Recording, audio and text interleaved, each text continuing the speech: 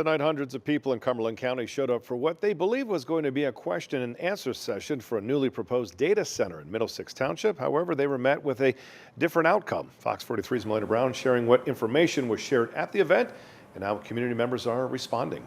That is right, Evan. This evening, the event was intended to bring in community members and show all of the ins and outs about the proposed data center, but many people left with more questions than they came with. What looks like empty land could soon look like this, a major data center near Carlisle. Powerhouse Data Centers and PA Data Center partners purchased the 700 acres of property for $44 million this summer, and Middlesex Township residents are not thrilled. We should have the entire say. It's our community.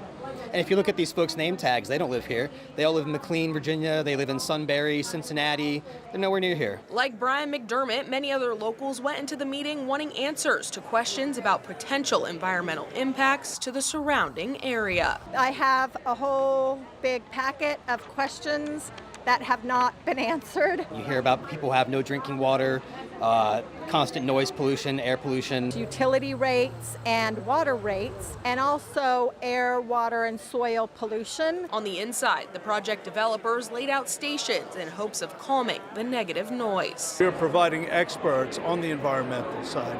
There are no negative environmental impacts with this development. Igal Feibush, CEO of PA Data Center Partners, says that the information being shared shows no negative impacts. However, very little data or numbers were presented at the meeting, leaving folks frustrated. And they're being intentionally vague.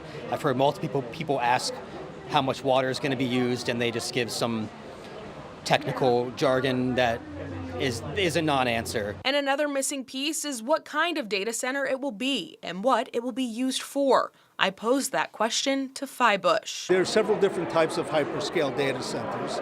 So the exact deployment of what is going to be within the four walls of the buildings, we're really quite unsure of today.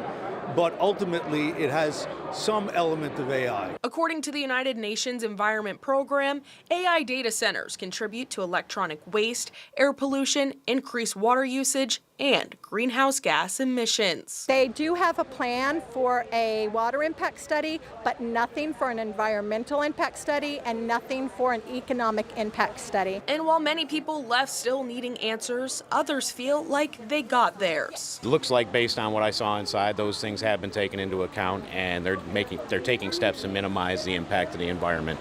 So I'm not as concerned today as I was when I walked in.